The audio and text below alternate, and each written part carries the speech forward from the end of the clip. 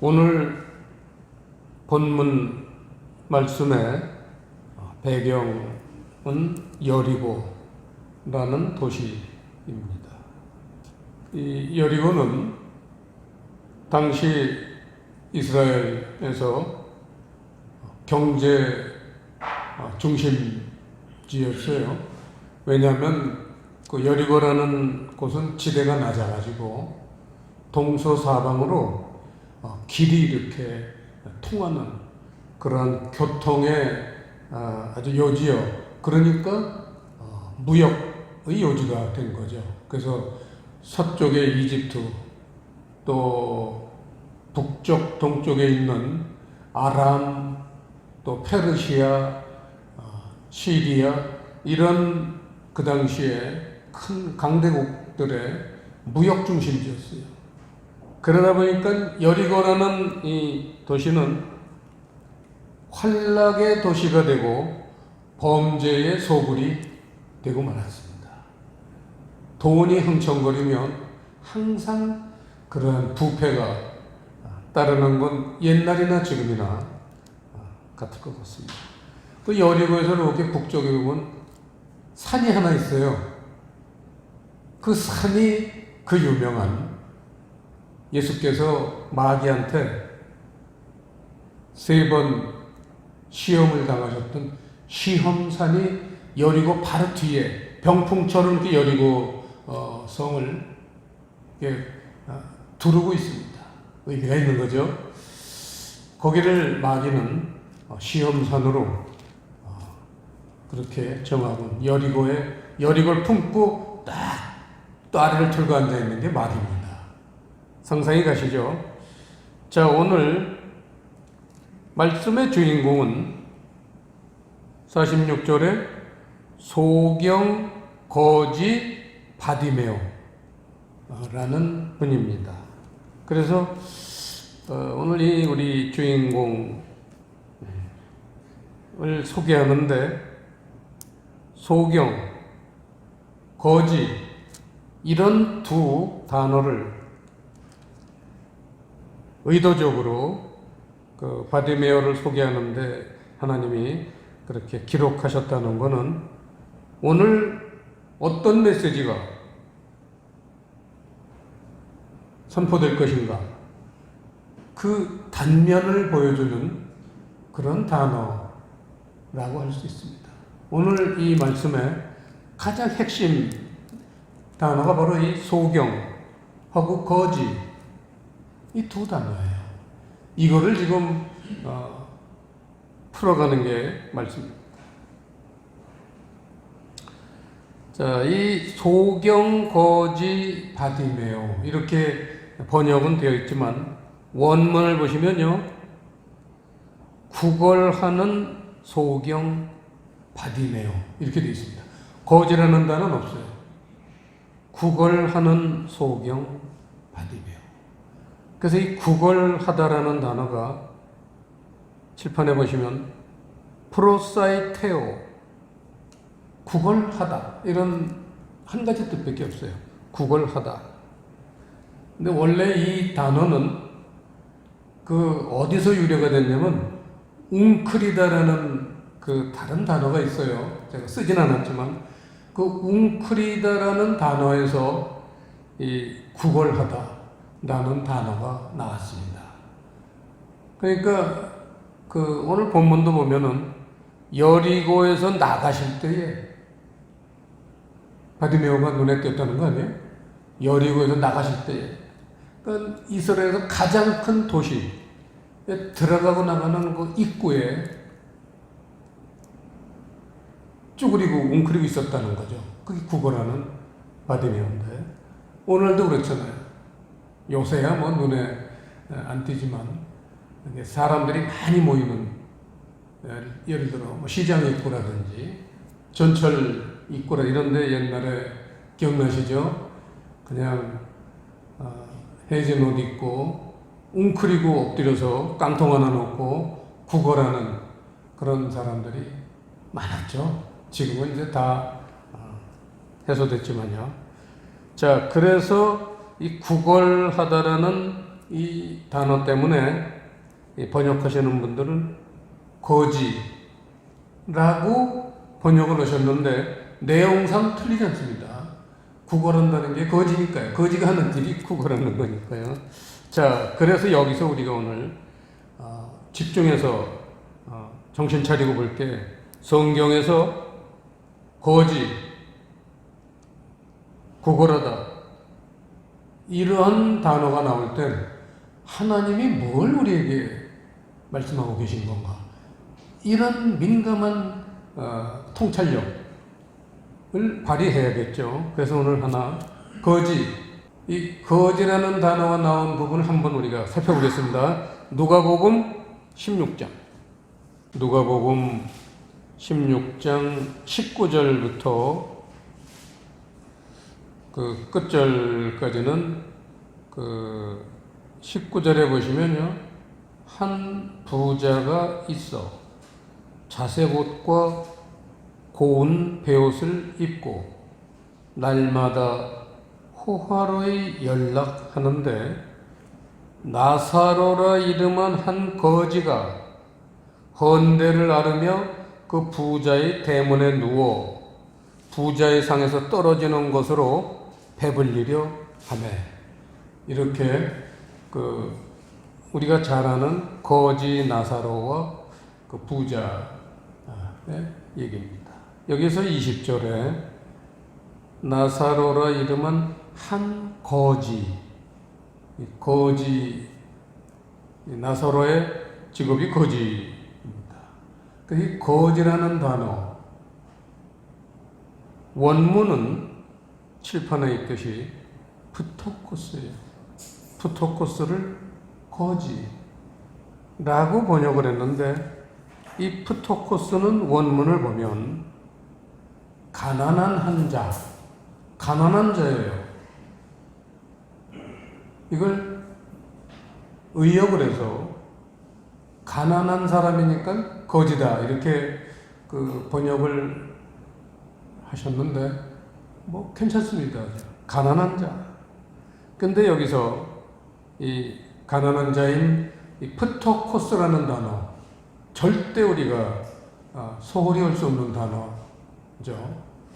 마태복음 5장 3절 그 유명한 천국 갈 수 있는 자격 8번 8가지 천국 갈 수 있는 자격 중에 첫 번째, 심령이 가난한 자는 복이 있나니 천국이 저희 것이며. 심령이 가난한 자가 천국 간다. 거기서 가난한이라는 단어가 가난한 자, 심령이 가난한 자의 그 가난한 자가 바로 프토코스예요. 이게 우연일치가 아닙니다. 나사로를 거지로 표현한 건 사실은 가난한 자죠. 나사로라 이름한 한 가난한 자가 있는데 이렇게 번역을 원어대로 한다면 했어야 되는데 여기서 거지라고 의역을 했는데 틀리지 않습니다.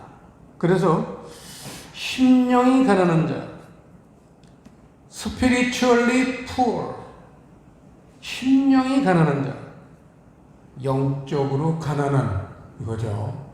성경에서 가난하다, 거지다 이런 표현이 나오면 영적으로 가난한, 이게 하나님이 우리에게 알려주시기 원하시는 메시지입니다. 그래서 구걸하는 소경 바디메오는 영적으로 가난한 소경 바디메오. 그래서 이제 구걸하는 걸 우리가 봤습니다. 자, 그 다음에 이 47절 본문으로 돌아가서요.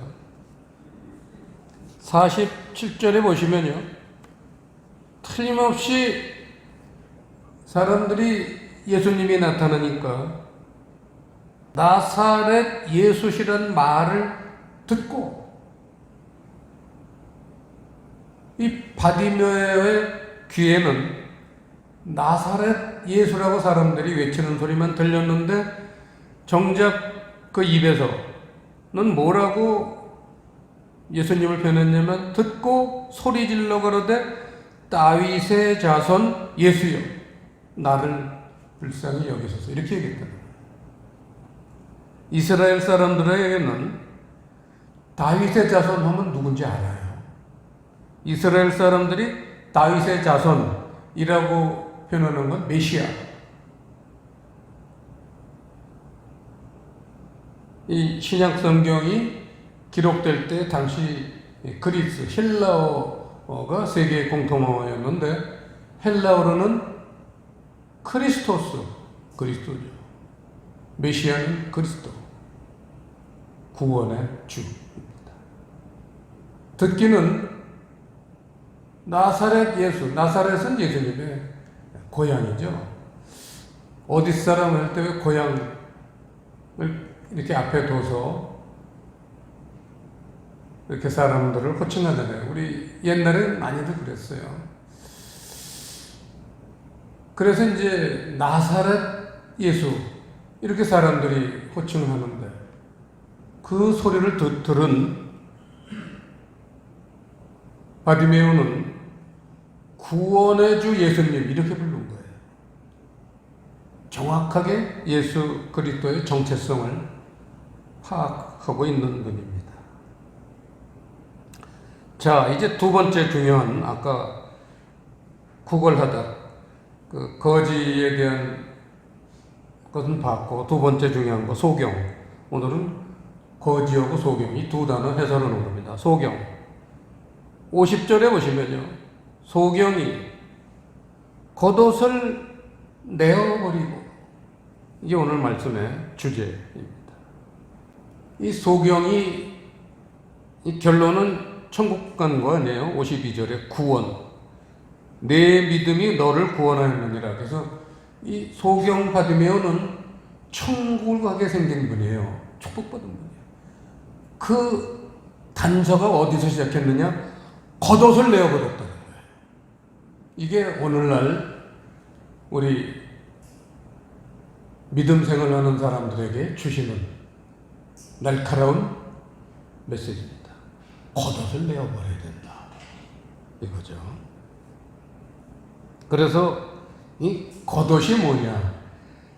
이게 이제 오늘 말씀에 가장 에키스라 할 수 있겠죠. 자, 겉옷이 있으면 또 뭐가 있겠어요? 속옷이 있습니다. 그래서 성경에서는 하나님의 말씀 세계에서는 겉옷이 뭐고 속옷이 뭐냐 이게 오늘 말씀의 핵심입니다. 그래서 우선 중요한 이 속옷을 우리가 한번 살펴보죠. 요한복음 19장. 예수님이 십자가에 달리시기 전에 로마 병정들이 예수님의 그 겉옷을 나눠 갖고 그 다음에는 23절에 보시면요. 군병들이 예수를 십자가에 못 박고 그의 옷을 취하여 네 깃에 나눠 각각 한 깃씩 얻고 이 겉옷을 나눠 가진 거예요. 십자가에 못 박고 난 다음에 그 다음엔 속옷도 취하니 이 속옷은 호지 아니하고 위에서부터 통으로 짠 것이라 속옷을 설명하고 있습니다. 근데 여러분 여기서 겉옷, 속옷은 이스라엘의 그 문화를 우리가 이해해야 돼요. 원어를 보면요. 우리의 그 문화로 번역을 하면요. 이스라엘은 이 유럽이 전부 그래요. 정장, 외출복, 파티복 할 때 겉옷이 있고 속옷이 있어요. 그 단어가 좀 어려운 단어라 우리식으로 생각하겠습니다. 우리의 겉옷은 두루마기예요. 이렇게 보면은 겉에 제일 바깥에 보이는 옷 두루마기. 그 두루마기를 벗으면 그 안에 조끼가 있어요. 그 조끼가 속옷이에요. 그러니까 속옷이라는 게 내복 얘기하는 거 아니에요. 그래서 두루마기하고 조끼 이거를 겉옷, 속옷 그렇게 표현을 합니다. 그런데 이 속옷의 특징은 호지 아니했다는 거예요. 호지 아니하다. 우리가 잘 쓰지 않는 단어인데 원어를 보면 아르흐라포스 발음하기도 참 어렵습니다. 아르흐라포스인데 이 단어의 뜻은 꿰매지 않은 한 조각으로 된 이런 뜻입니다. 그래서 킹제임스에서는 without seam, 이 seam, seam이라는 게 바로 그 이음선이라는 건데요. without seam 하는 거는 한 단어로 표현하면 seamless.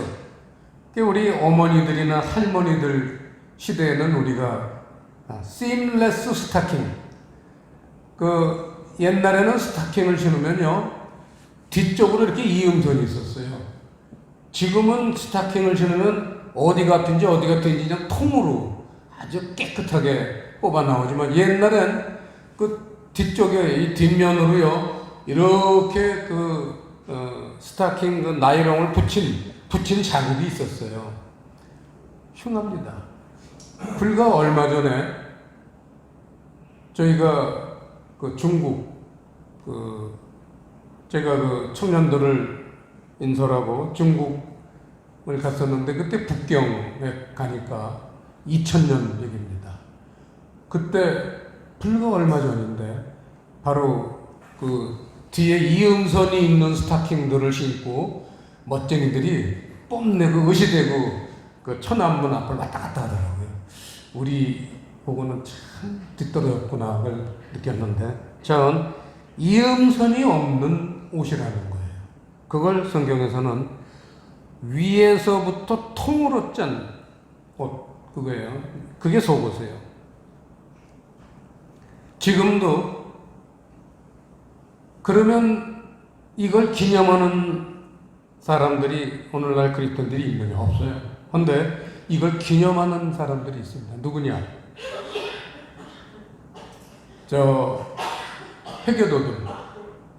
이를테면 회교도는 우리 구약 성경에 반이 들어가 있고 또 반은 그 모함마드라는 회교도를 창시한 분의 그 개인의 의견이 반이 들어가서 섞여 있습니다. 짬뽕도 있어요. 그러니까 성경이 반이 들어갔기 때문에 상당히 무시할 수 없는 종교예요. 회교도가. 그런데 그 사람들의 1년에 한 번씩 그 메카 그들의 그 종교 발당지라고 하는 메카 그 사우디아라비아의 메카라는 도시에 성지 순례를 가죠. 그 성지 순례 갈 때요. 이를테면 그 회교도 중에서도 정말 신실한 진실한 사람들은요 통으로 짠 옷만 입고 가요. 내복은 아예 안 입어요. 내복에는 바느질이 들어갔잖아요. 팬티그 속옷에는 바느질 내복을 안 입고 이 타월은 바느질 안 해도 되잖아요. 타월 한 장만 이렇게 두르고 남자들 얘기입니다. 남자들이 타월 한 장만 이렇게 둘러서 이렇게 목욕탕에서 나올 때 이렇게 옆에 이렇게 찡기듯이 타월을 이렇게 둘러가지고 이렇게 찡기고 그러고는 성지순례 갑니다. 저는 중동에 있을 때 그걸 보고 왜 그런지 몰랐어요. 나중에 요한복음 19장을 보고 이 사람들은 이걸 지금도 지키는구나. 우리는 그분들 존경해야 돼요. 호지 아니한 옷을 기념하는 거예요.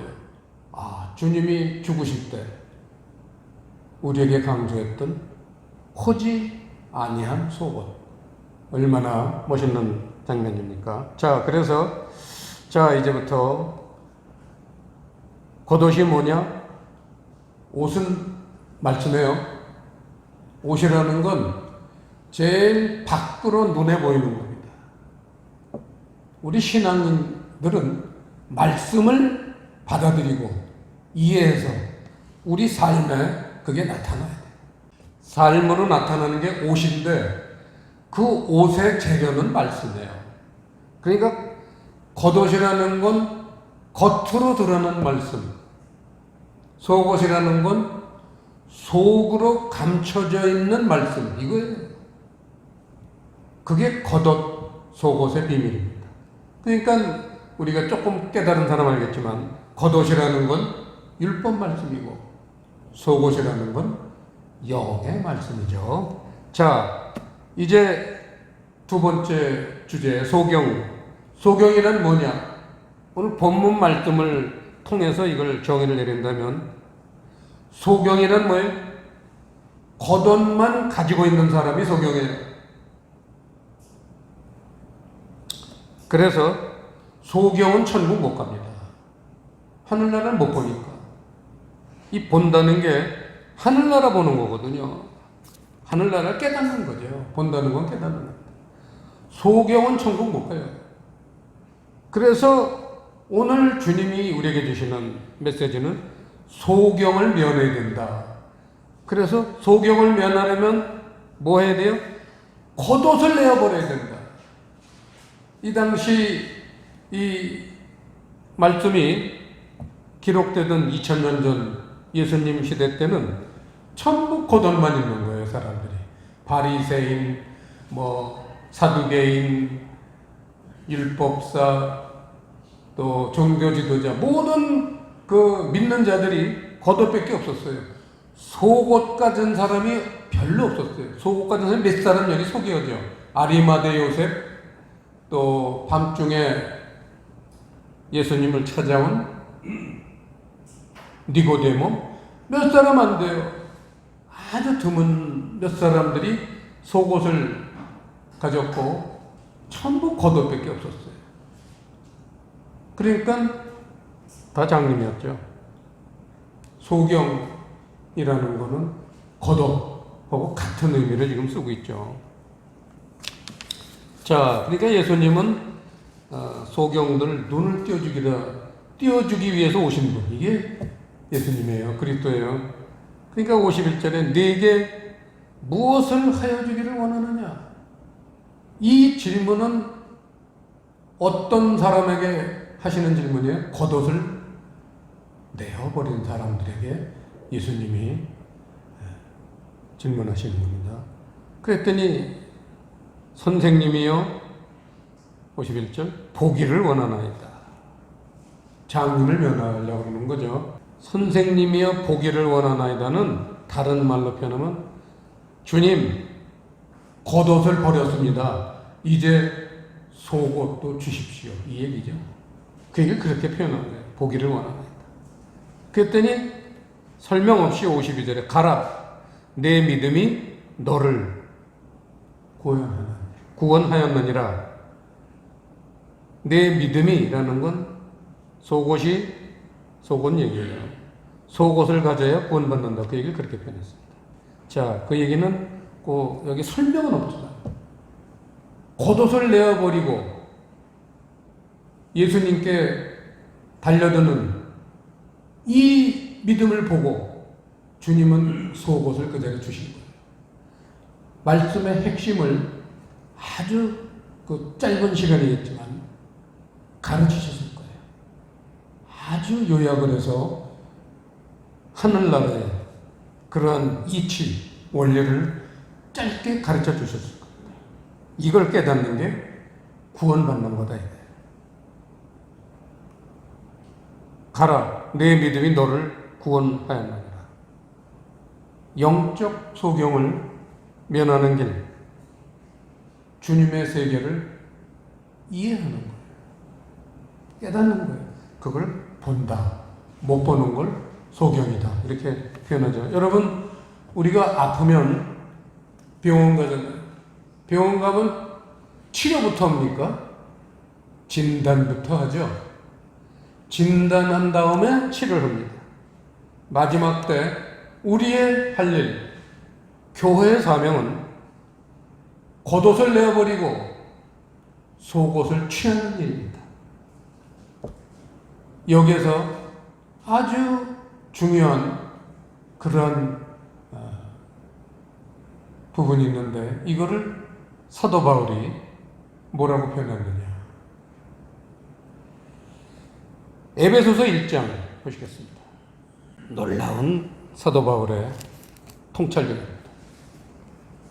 에베소서 1장. 사도 바울의 기도라는 거예요. 기도 내용을 의도적으로 기록을 했습니다. 후세에 알리려고. 17절 보시면요. 우리 주 예수 그리스도의 하나님 영광의 아버지께서 지혜와 계시의 정신을 너희에게 주사 하나님을 알게 하시고, 여기서 정신이라는 단어를 갖게 치세요. 이런 단어 없어요. 이 정신이라는 그 자리에 원어를 보면 프뉴마, 영이라는 단어가 들어가요. 그래서 이 사도 바울이 그 에베소에 하나님을 믿는 신실한 그리스도인들에게 기도를 하는데, 아버지께서 지혜와 계시의 영을 너희에게 주사. 그리고는 18절이에요. 합독하시겠습니다. 너희 마음 눈을 밝히사 그의 부르심의 소망이 무엇이며 성도 안에서 그 기업의 영광의 풍성이 무엇이며, 그렇게 나가는 거예요. 여기서 마음 눈, 사람은 눈이 육신의 눈만 있는 게 아니에요. 이 마음 눈이라는 게 바로 영의 눈이에요. 영의 눈. 영의 눈이 언제 껴지느냐? 속옷을 입을 때 하나님 말씀 속에 있는 그 신비한 영의 뜻이 깨달아질 때 이걸 마음 눈을 밝힌다. 이렇게 사도 바울이 정말 하나님 세계에 사도 바울은 삼층층까지 아시는 천국을 왔다 갔다 하신 분이니까 훤히 아는 거예요. 속옷이 뭐냐, 마음 눈이 뭐냐 훤히 알고 계십니다. 오늘날 교회에 눈 감은 소경이 대부분입니다. 또 그 사람들이 거지예요. 틀림없이 거지입니다. 그런데 정말 은혜가 되는 것은 심령이 가난한 자, 심령이 거지인 자는 복이 있나니 천국이 저희 것이며, 거지가 천국 간다. 거지 출신이 아닌 사람은 천국 간 사람 한 사람도 없다. 거지는 부끄러워하지 말아라. 근데 소경을 면해야 된다. 이게 주님의 메시지입니다. 기도하시겠습니다. 아버지 하나님, 오늘 소경 거지 바디메오에 대한 말씀을 통해서 우리가 어떠한 신앙생활을 해야 될지 그 깊이를 알려주셨사오니 이 가르침이 우리의 영적인 귀한 교훈이 될 수 있도록 성령님 인도하여 주시옵소서. 감사를 드리오며 예수님 이름으로 기도드리옵나이다.